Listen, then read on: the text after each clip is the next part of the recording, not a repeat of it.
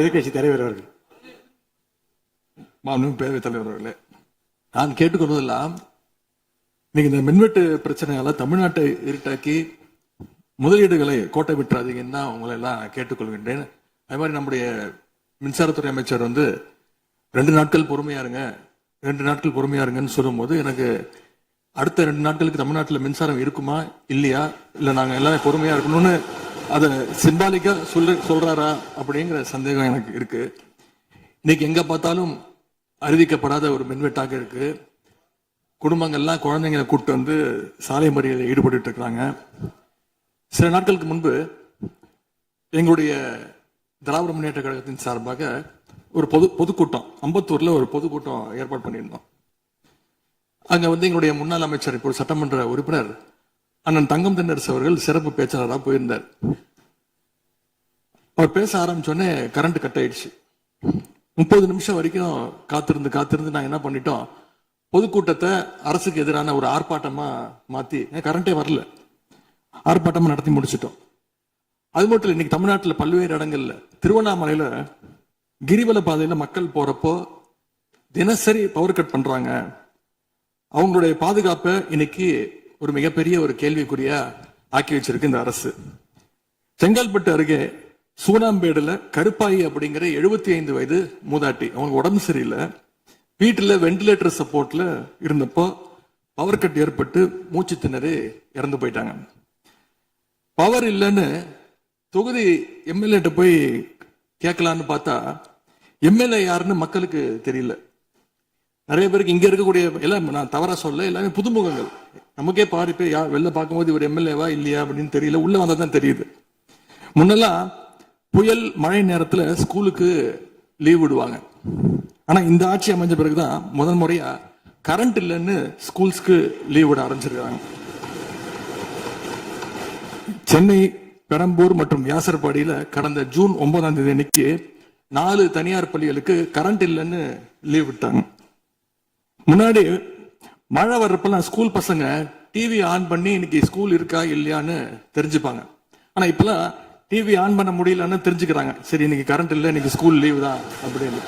So ஒரு மிகப்பெரிய ஒரு அட்வான்ஸ் டெக்னாலஜி இந்த அரசு உருவாக்கி இருக்கு. எதிர்கட்சியான எங்க பொதுக்கூட்டத்துல தான் பவர் கட் ஆகுதோன்னு நான் கூட நினைச்சிட்டு இருந்தோம், வருத்தப்பட்டோம். ஆனா அமைச்சரவையில இடம்பெற்றிருக்கக்கூடிய விடுதலை சிறுத்தைகள் கட்சியுடைய தலைவரான அண்ணன் திரு தொல் திருமாவளவன் அவர்களும் பவர் கட்ல பாதிக்கப்பட்டிருக்கிறார். விடுதலை சிறுத்தைகள் கட்சியுடைய தலைமையகத்துக்கு முன்னாள் ஒன்றிய அமைச்சர் முன்னாள் அமைச்சர் அண்ணன் ப சிதம்பரம் அவர்கள் போயிருக்காரு. ஒரு உள்ள போனோடனே கரண்ட் கட் ஆயிடுச்சு. கிட்டத்தட்ட 1 மணி நேரம் 2 பேரும் இருட்டிலே உட்காந்து பேசியிருக்கிறாங்க. கரண்ட் வருமா வராதான்னு, ஏசி ஓடல, வேர்த்து கொட்டி 2 பேரும் பேசிட்டு இருந்திருக்காங்கன்னு அண்ணன் திருமா அவர்களே பதிவு போட்டிருக்கிறார். இந்த ஆட்சியில தமிழ்நாட்டுடைய தலைநகரத்துக்கு இதுதான் நிலைமை. பவர்ல ஷேரிங் கொடுத்த ஆளுங்கட்சியால அவங்க அமைச்சரவையில் இருக்கக்கூடிய கட்சியுடைய அலுவலகத்துக்கு பவர் கொடுக்க முடியாம இன்னைக்கு தடுமாறிட்டு இருக்கிறாங்க. ஏன் இன்னும் சொல்ல போனா 2 நாளைக்கு முன்னாடி ஆளுங்கட்சியோட ஹெட் ஆபீஸ்லயே கரண்ட் கட் ஆயிடுச்சு.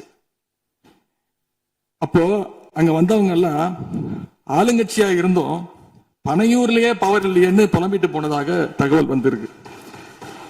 ஆக மொத்தம் இன்னைக்கு தமிழ்நாடு லிட்டரலா ஒரு இருட்டுல மூழ்கி கிடக்குது.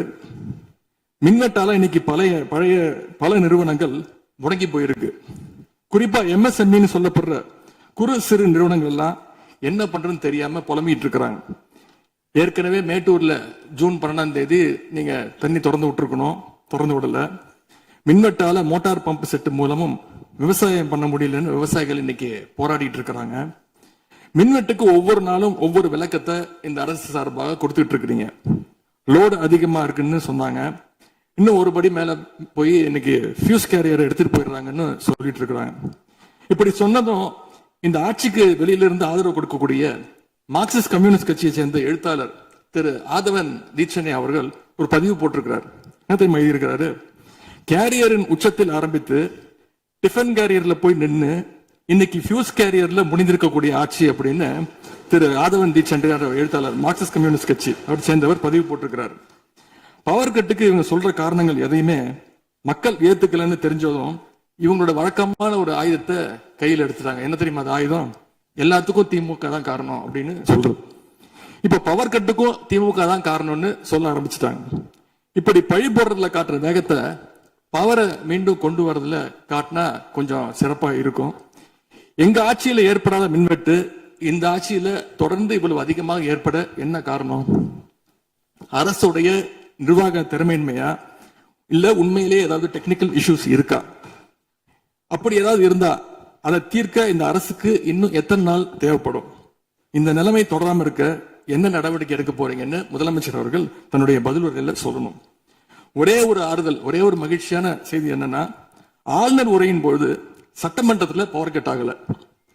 அதுக்கு இந்த அரசை பாராட்டலான்னு நான் நினைச்சேன். அப்படி நினைக்கும் போது பாத்தீங்கன்னா சட்டசபை நிகழ்ச்சியை லைவ்ல கட் பண்ணிட்டாங்க. இன்னைக்கு லைவ்ல வந்துட்டு இருக்கா அப்படின்னு எனக்கு தெரியல, கொடுத்திருக்கிறதா சொன்னாங்க. மனு பேரவைத் தலைவர் அவர்களே, எங்களுடைய திராவிட மாடல் ஆட்சி நடந்தப்போ 5 வருஷமும் நாங்க குறுவை சாகுபடிக்காக மேட்டூர்ல இருந்து சொன்ன தேதியில தண்ணீர் திறந்து விட்டுருக்கிறோம்.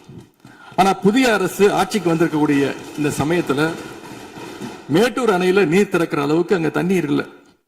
குறிப்பா ஜூன் மாசத்துல 9.91 டிஎம்சி தண்ணீரை தமிழ்நாட்டுக்கு திறந்து விடணும்னு காவிரி நதிநீர் மேலாண்மை ஆணையம் கர்நாடகாவுக்கு உத்தரவு போட்டது.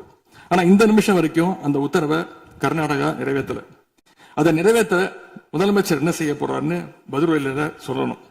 அதேபோல் டெல்டாவில் 6 லட்சம் ஹெக்டர் அளவுக்கு குறுவை சீசன்ல குறுவை சாகுபடி ஆகும்.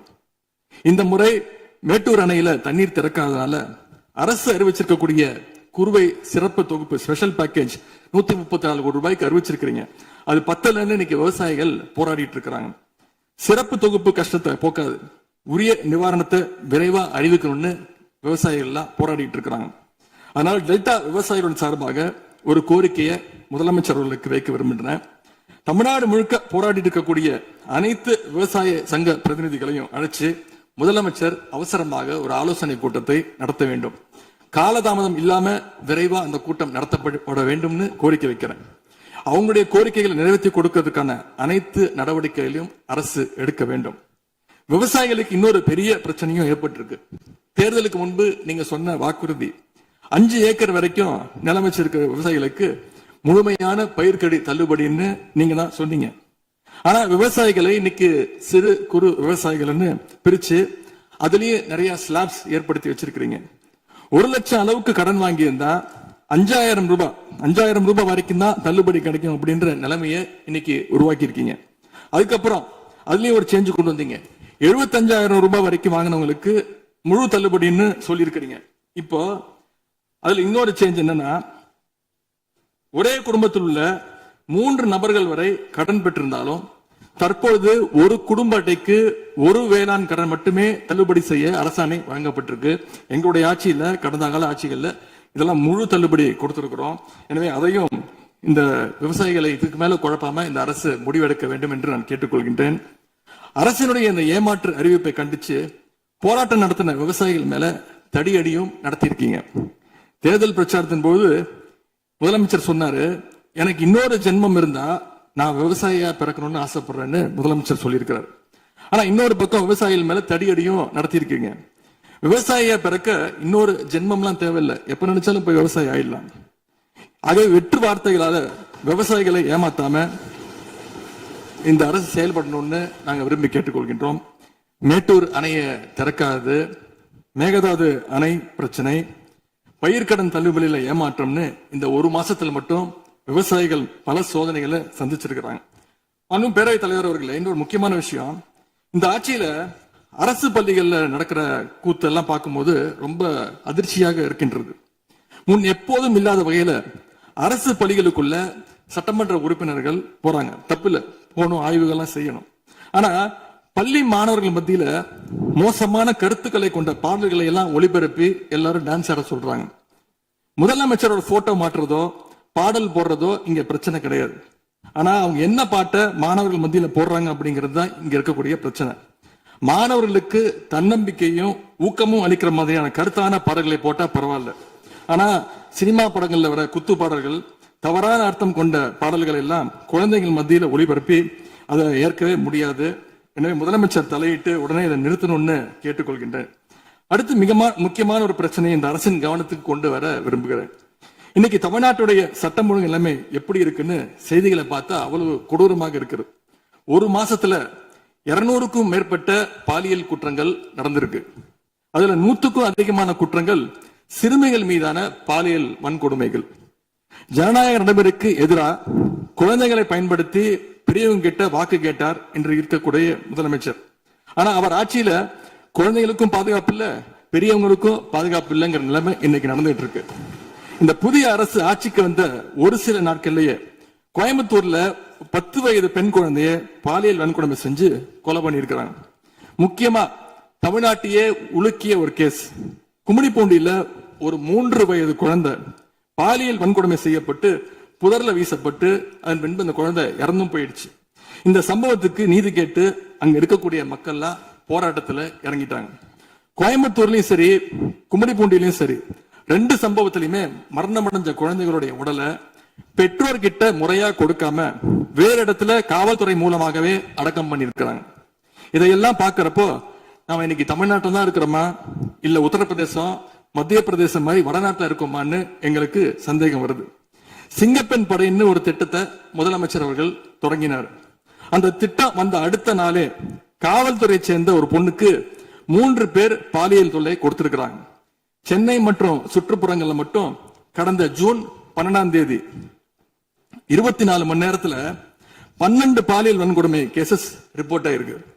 சிங்கப்பெண் படை குற்றவாளிகளை சேஸ் பண்ணுவாங்கன்னு பார்த்தா அவங்களும் கூட ரீல்ஸ் போட்டு போஸ்ட் பண்ணிட்டு இருக்காங்க. மன்னன் எவ்வழி மக்கள் அவ்வழின்னு சொல்லுவாங்க. அதை சிங்கப்பெண் படை ஃபாலோ பண்ணுதோன்னு மக்களுக்கு சந்தேகம் வந்துருச்சு.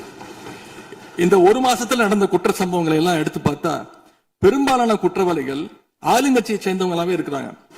இவங்க ஆட்சிக்கு வந்து தொகுதியா போய் தொகுதி வாரியா போய் நலத்திட்ட உதவிகள்லாம் செய்வாங்கன்னு பார்த்தா அவங்க கட்சிக்காரங்க தொகுதி வாரியா போய் பாலியல் வன்கொடுமையில ஈடுபட்டு இருக்கிறாங்க. ஆளுங்கட்சியுடைய ஆலந்தூர் பகுதி தயவுசெய்து மொத்தம் பொதுவா நீங்க பேசுவது நான் ஏற்றுக்கொள்ள முடியாது. இல்ல சும்மா ஆதார் பாருங்க,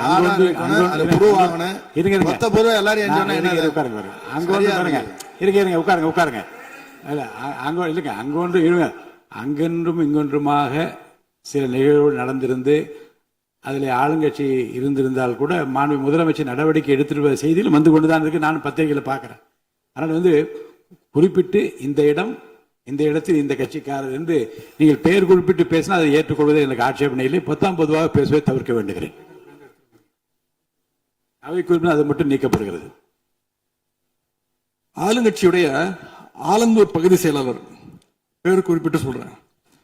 கணவரால் கைவிடப்பட்ட ஒரு பெண்ணுக்கு ஆலந்தூர் பகுதி செயலாளர் கணவரால் கைவிடப்பட்ட ஒரு பெண்ணுக்கு பண உதவி செய்யறேன்னு சொல்லி அவங்க பாலியல் ரீதியா துன்புறுத்த முயற்சி பண்ணியிருக்கிறார். சேலத்துல இன்னொரு பொள்ளாச்சி சம்பவம் மாதிரி ஆளுங்கட்சி ஆதரவாளரான மணிகண்டன் என்னும் நபர் 50க்கும் அதிகமான பெண்களை பாலியல் வன்கொடுமைக்கு ஆளாக்கியிருக்கிறார். திருவாரூர்ல ஆளுங்கட்சியுடைய திருத்தரைப்பூண்டி ஒன்றிய செயலாளர் கல்லூரி மாணவியை ஈவ்டீசிங் பண்ணி இப்ப கம்பி எண்ணிட்டு இருக்கிறார். இது எல்லாத்துக்கும் மேல ஒரு கொடுமை, தூத்துக்குடியில ஆளுங்கட்சியை சேர்ந்த ஒரு அப்பாவி பெண்ணை 2 ஆளுங்கட்சி ஆட்கள் கார்ல அழைச்சிட்டு போய் மயக்க மருந்து கொடுத்து கூட்டு பாலியல் வன்கொடுமை கேங் ரேப் பண்ணிருக்காங்க. இந்த சம்பவத்தை பத்தி பேசின பாதிக்கப்பட்ட பெண் திருவைகுண்டம் சட்டமன்ற உறுப்பினர் திரு சரவணன் சொல்லிதான் அழைத்து செல்லப்பட்டதாக டிவியில பேட்டி கொடுத்திருக்கிறாங்க. எல்லா மேலிடத்துக்கு தெரியும் அப்படின்னு பாதிக்கப்பட்ட பெண் பேட்டி கொடுத்திருக்கிறாங்க. யார் அந்த மேலிடம் அப்படின்னு இன்னைக்கு மக்கள் கேட்க ஆரம்பிச்சிருக்கிறாங்க.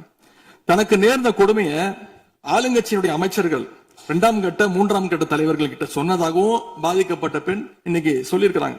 ஆனா நடந்தது என்ன? யார் தப்பு பண்ணாலும் நடவடிக்கை எடுக்க தயங்க மாட்டேன்னு சொன்னார் நம்முடைய முதலமைச்சர்.